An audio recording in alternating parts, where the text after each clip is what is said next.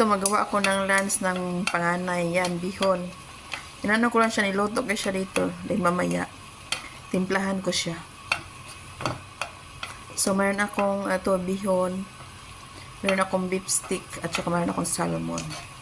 Yan. So, ito yung beef ko. Ilagay ko yan sa air fryer.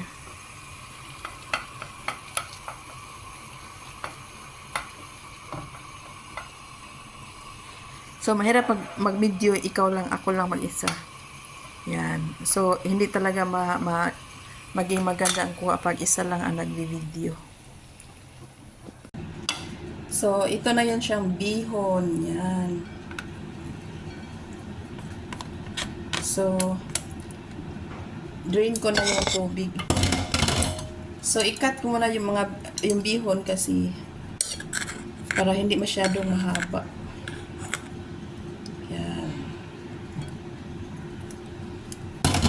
Katapos, lagyan ko siya ng sesame oil. So, dinamihan ko lang yung bihon kasi para may sa akin din.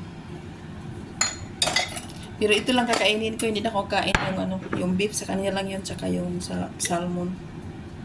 Ito ay chili oil. Then, lagyan ko ng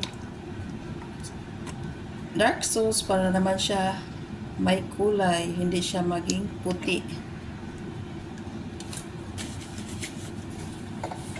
Then, after, lagyan ko ng pepper. So, ito is easy lang siya, hindi ka na magprito-prito. Yan. Then, lagyan ko ng light sauce.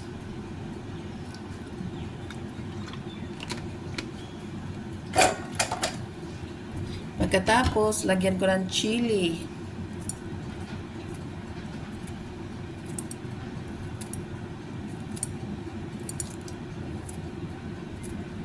So, ito ginagawa ko pag yung simple lang, isa lang kakain, dalawa.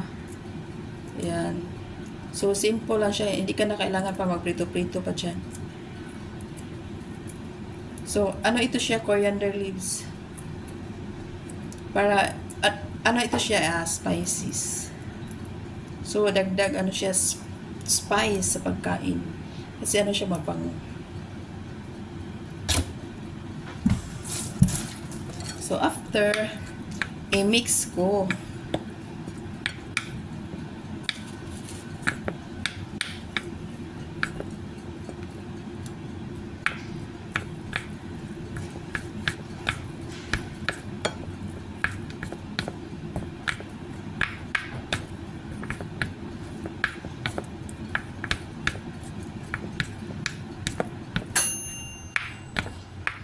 So, kulang pa sa sauce.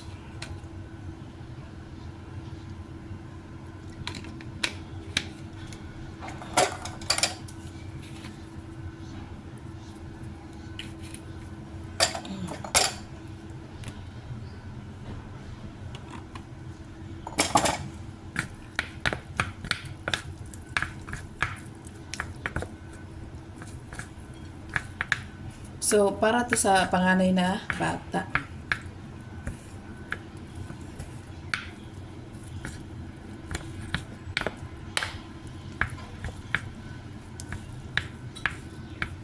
So, dinamihan ko lang para meron akong sa akin kaunti.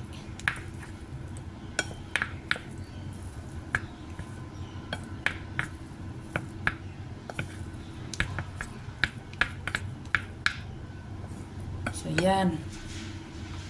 So, tingnan ko muna yung yung beef. Ito na siya, guys. Ito yung beef ko.